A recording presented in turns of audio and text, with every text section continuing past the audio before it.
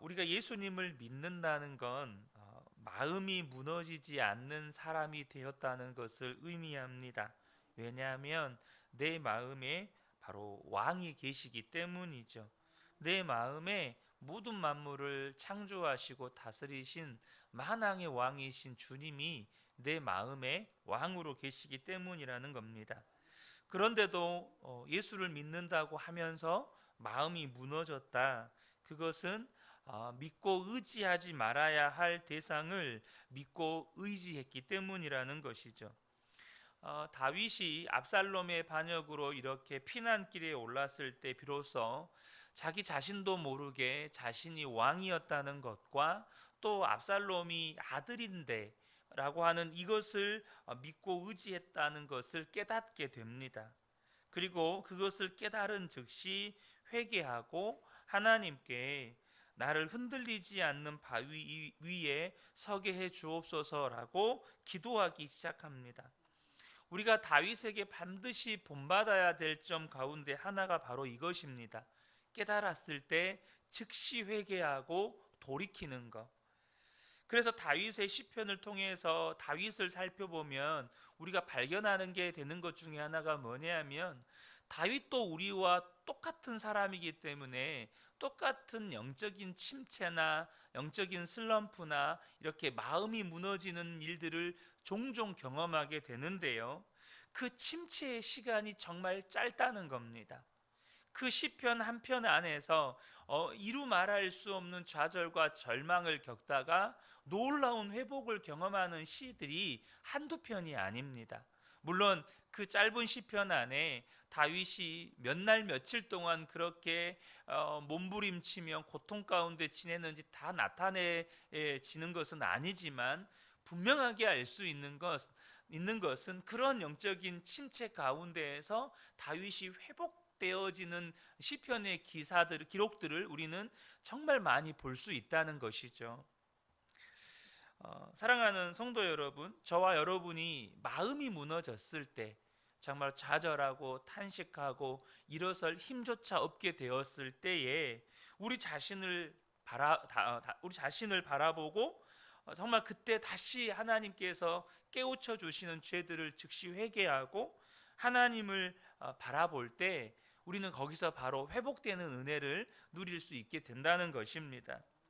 자, 그런데요, 어떻게 다윗이 이렇게 고백하는 것처럼 우리도 흔들리지 않는 바위 위에 설 수 있게 되는 것일까요? 분명히 다윗은 2절에서 자신의 힘으로 오를 수 없는 바위 위라고 고백을 합니다. 물론 우리 개역 개정 성경에는 나보다 높은 바위 위에 나를 인도하소서 이렇게 번역이 되어 있어서 그 의미를 이해하기가 조금 어렵습니다. 그런데 새번역 성경을 보면 내 힘으로 오를 수 없는 저 바위 위라고 이렇게 번역이 되어 있어요. 이 말은 무슨 말이냐면 성경에서 바위나 반석은 하나님이나 예수 그리스도를 비유적으로 상징하는 경우가 대부분이거든요. 근데 내 힘으로 바위 위에 오를 수 없다는 말은 하나님은 내가 붙들고 싶어도 내 힘으로 붙들 수 없다는 것입니다. 내가 흔들리지 않는 주님 안에 있고 싶은 마음의 소원을 가지고 있다고 해도 되는 게 아니라는 거예요. 그런데 우리에게 놀라운 복음이 있죠. 뭡니까? 내 힘으로 오를 수 없는 그 바위 대신 하나님께서 우리 안에 들어와 버리셨다는 겁니다. 다윗은 상상할 수도 없었던 일들이 우리에게 일어난 겁니다. 고린도전서 10장 4절을 보면 다 같은 신령한 음료를 마셨으니 이는 그들을 따르는 신령한 반석으로부터 마셨음에 그 반석은 곧 그리스도시라.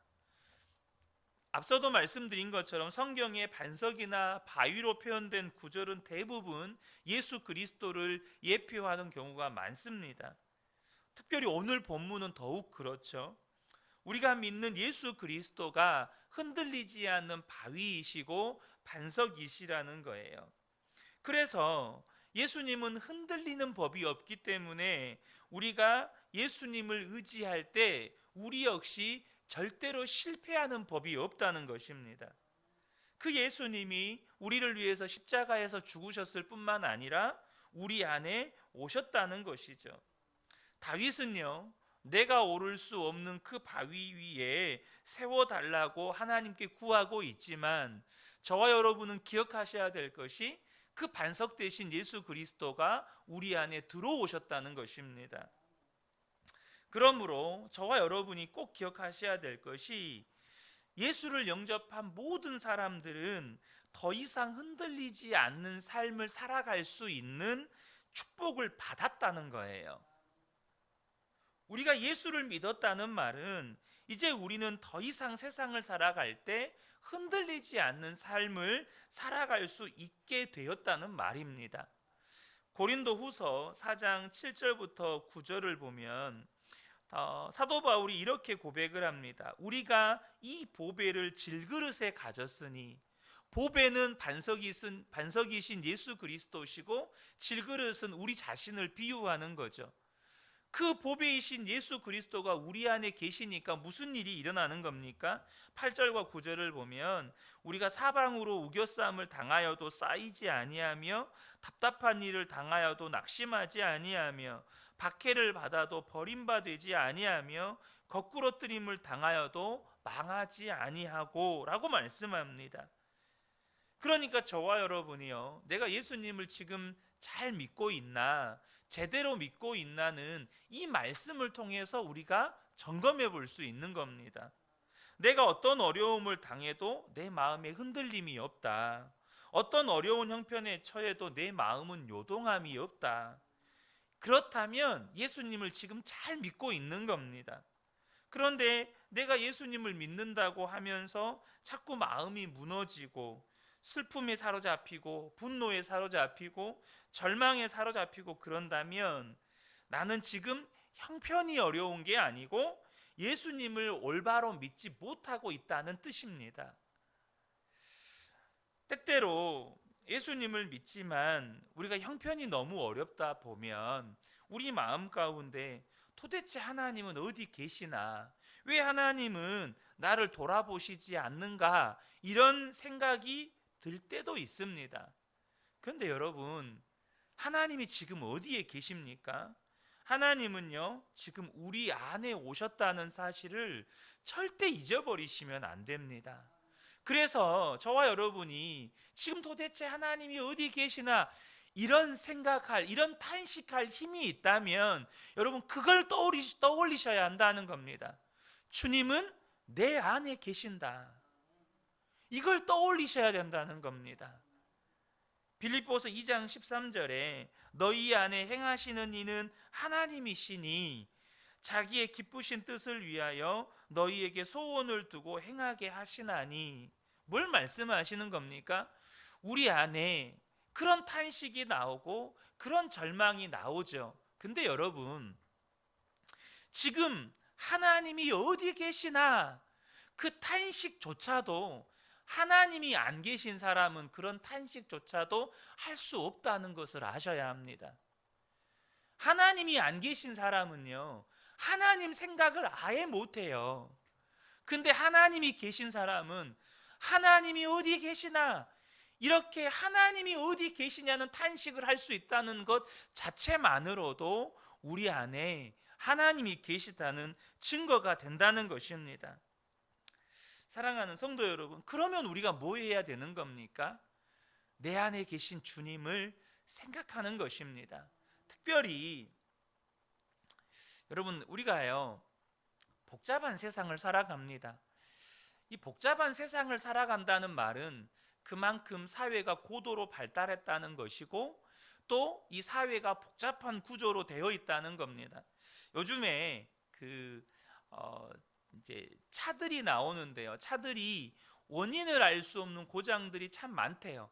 뭐 수천만 원, 억대를 호가하는 차들도 원인을 알 수 없는 고장들이 많은데, 그 이유는 뭐냐면 자꾸 차들이 발달을 하니까 정말 너무나도 많은 반도체들이 들어가고 거기에서 어디에서 오류가 나는지를 모를 만큼 그런 오류들이 생긴다는 거예요.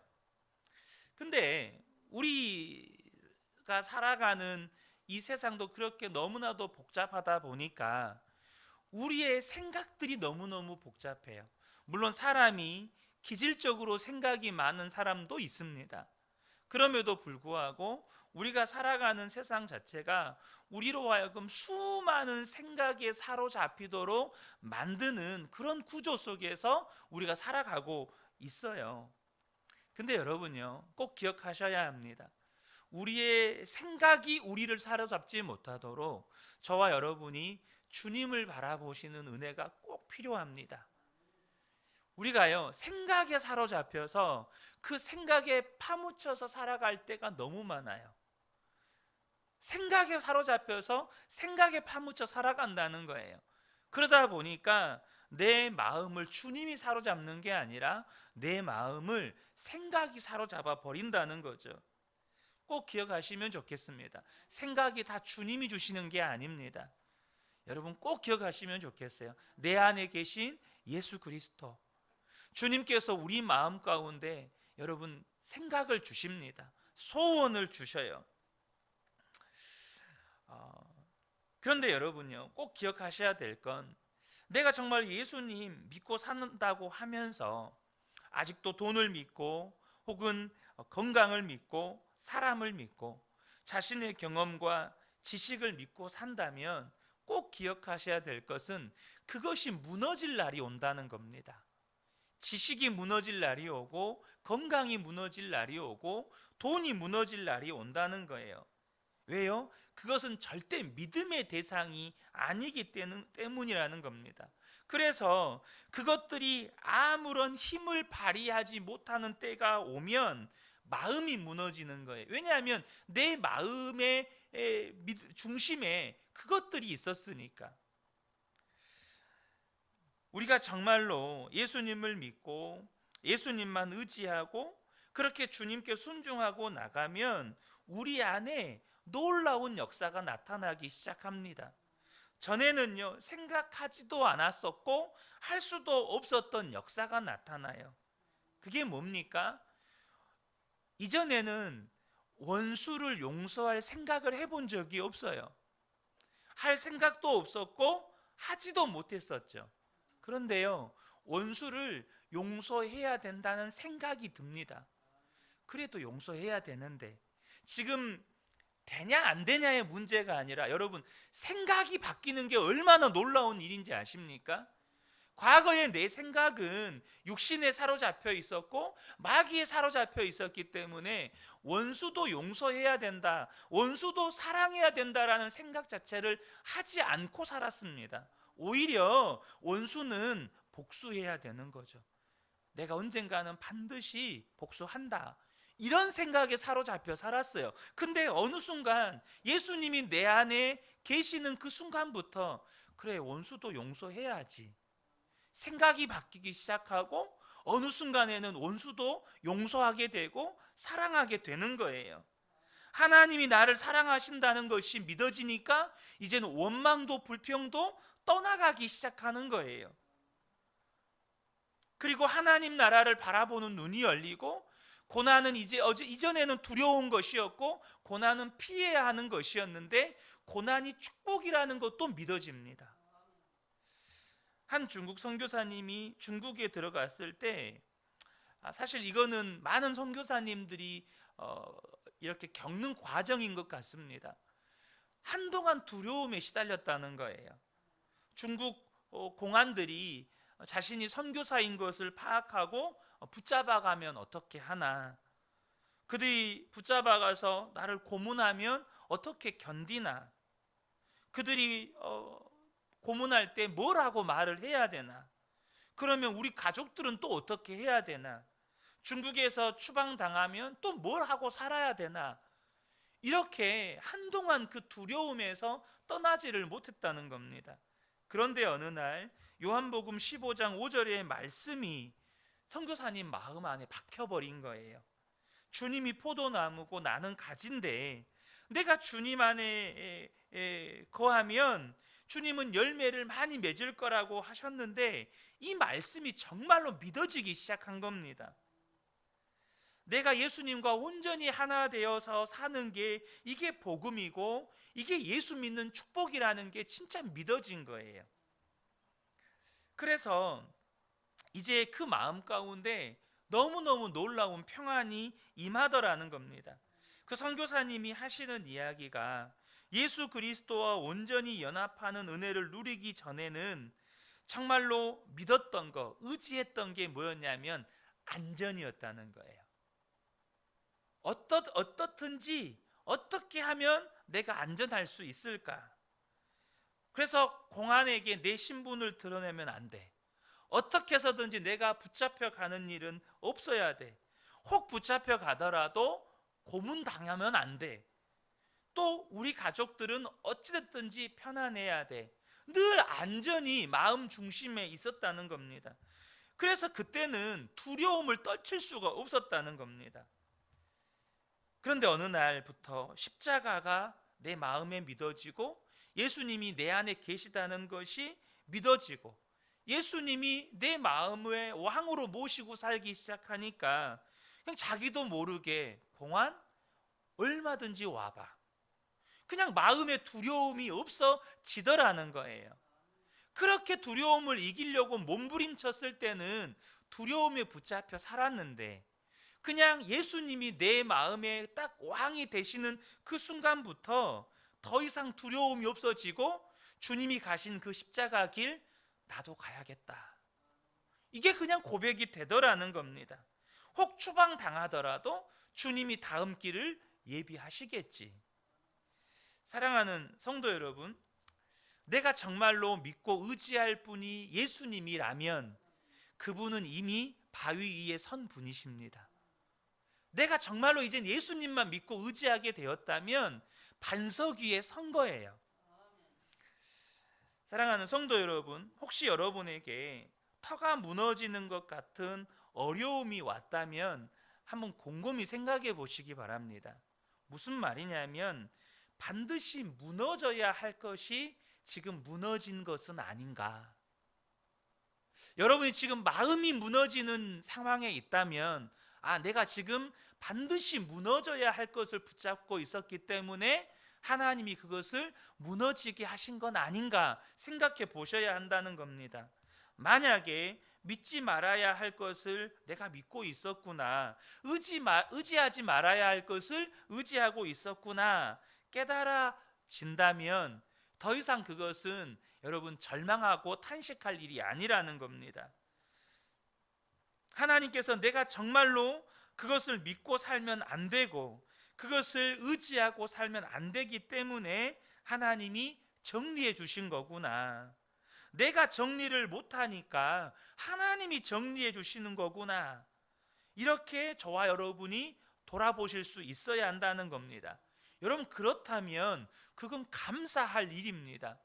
내가 믿고 의지하지 말아야 할 것을 끝까지 믿고 의지하다가 주님 앞에 서게 된다면 그것은 정말로 두려운 일인 겁니다. 예수님께서는 굉장히 두려운 경고를 하셨습니다.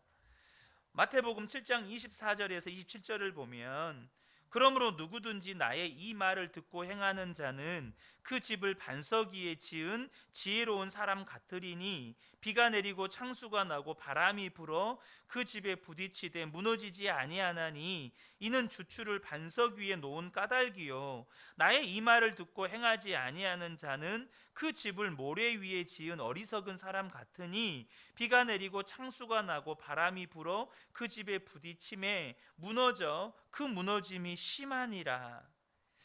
여러분, 우리가 정말로 믿고 의지해야 할 것들을 붙들지 않으면 안 되는 중요한 이유가 여기에 있는 겁니다.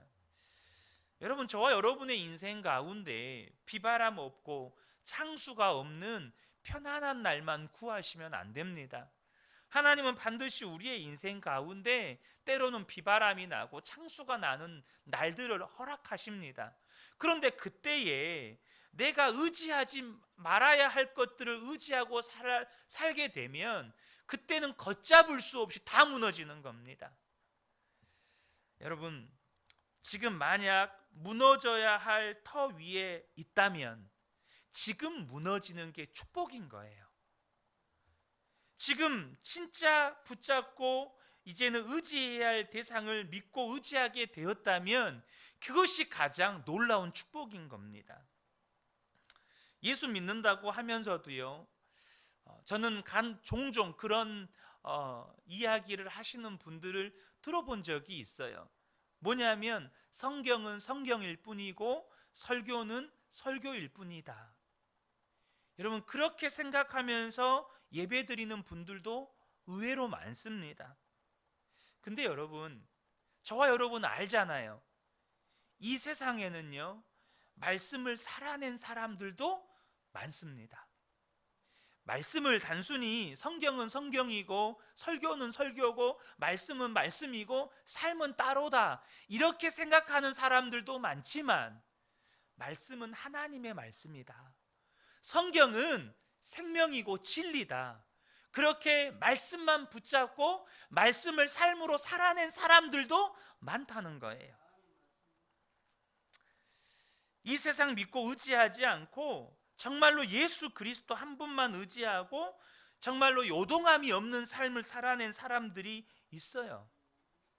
안종혁 교수님이라는 분이 있는데요, 이분은 일찍이 아버지가 돌아가셔서 홀어머니 밑에서 찢어지게 가난한 시절을 살았던 분입니다. 이분은 학교를 정상적으로 다니고 대학에 갈 소망조차 없었기 때문에 공고에 진학을 해서 공장에서 전기공으로 일했던 분입니다. 그런데 이분은 나중에 신시내티 주립대학교의 석좌 교수를 지내게 됩니다. 여러분, 흔히 말해서 공돌이 이런 표현이 좀 그렇지만 공고 나와서 공장 전기공으로 일하셨던 분이 미국 신시내티 주립대학교의 석좌 교수가 돼요. 어떻게 인생이 이렇게 바뀔 수가 있죠? 그분의 고백은 딱 한 가지입니다. 오직 예수님 한 분만을 믿고 예수님의 말씀대로만 계속해서 순종하며 살았다는 거예요. 그래서 그의 인생이 그렇게 바뀌었다는 겁니다. 이제 아버지가 돌아가시고 서울에선 더 이상 살 대책이 없어서 어머니와 함께 시골로 내려갔습니다. 그랬더니 시골 마을 아이들이 서울에서 내려온 이 안종혁이라는 아이를 그렇게 괴롭히는 거예요. 어느 날 여름방학에 그 마을에 방학이라고 서울에서 내려온 아이가 또 한 아이가 있었는데, 마을 아이들이 이 두 아이들을 산으로 끌고 가서 결투를 시킨 거예요. 서로 판판 붙어서 승부를 내라는 겁니다. 이 안종혁이라는 아이는 싸움도 할 줄 모르고 두려움도 많은 아이라 자기는 싸울 자신이 없었지만 안 싸울 수가 없게 되었다는 거예요. 상대방 아이를 보니까 벌써 같은 나이인데도 어깨가 벌어지고 근육질의 싸움을 잘하게 생긴 거예요. 그러니까 도저히 싸울 상대가 아닌데 떠밀려서 싸울 수밖에 없었다는 겁니다. 결과는 너무 허무할 정도로 한 방에 끝났대요. 딱 한 대 맞고 코피 터지고 기절해 버렸다는 겁니다.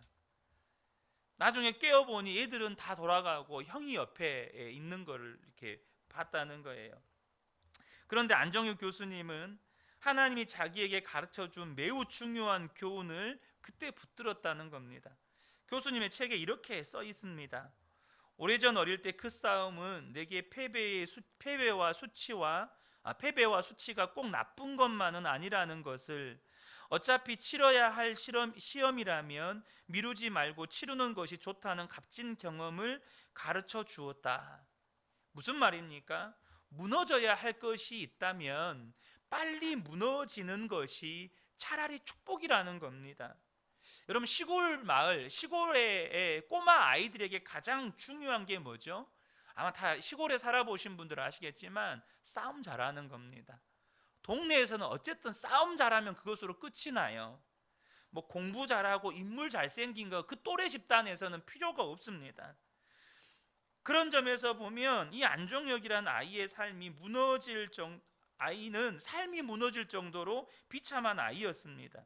그걸 받아들이고 이게 얼마나 고통스러웠겠어요. 근데 여러분 아시잖아요. 인생 살아보면 싸움 잘하는 것이 얼마나 대단한 일입니까? 나이 30 먹고 40 먹어도 싸움 잘하는 게 그게 대단한 일입니까? 여러분, 계속 주먹질하고 싸움 잘하는 거 믿고 그것 가지고 무언가를 해보려고 하면 무슨 사람이 되겠어요? 자기가 그때 코피 터지고 기절까지 하면서 비참해지고 나니까 자존심은 완전히 상하고 너무너무 수치스러웠지만 유익이 되더라는 겁니다. 당장은 마을 애들이 자기를 불쌍하게 보기 시작하더라는 거예요. 얘는 한 방에 기절할 아이니까 그때부터는 이 아이를 때리지도 않고 항상 놀 때도 데리고 다니더라는 겁니다. 그리고 나중에 그렇게 이제 그때부터는 뭐 괴롭힘도 안 나오고 편하게 살았는데, 나중에 자기랑 싸웠던 아이는 나중에 WBC 미들급 챔피언이 되었다는 소식을 들었다는 거예요. 그러니까 애초에 싸움이 안 됐던 싸움이었습니다. 그러니까 노력해서도 이길 수 없는 싸움이었어요. 안종혁 교수님이 그랬던 사람이었습니다. 그런데 어릴 때부터 내 자신이 믿고 의지할 사람이 아니라는 것을 너무 처절하게 깨닫다 보니까 그때부터는 오직 예수님 그분에게 자신의 인생을 맡길 수 있었다는 거예요. 나를 믿을 수 없으니까 예수님께만 맡긴 거예요. 그리고 인생이 완전히 바뀌게 된 겁니다. 사랑하는 성도 여러분, 예수님만 의지하고 예수님께 자신을 맡길 수 있는 게 복입니다. 그러므로 저와 여러분이요, 혹시 지금 내가 예수님이 아니고 다른 걸 의지하고 있다면 그것이 빨리 무너지는 게 복입니다. 그리고 예수님만 의지하게 되었다면 그거야말로 최고의 축복인 겁니다. 이 새벽에 함께 예배한 우리 모든 성도님들이 오직 예수님만 의지하는 복된 분들 되시기를 예수님의 이름으로 축복합니다. 아멘.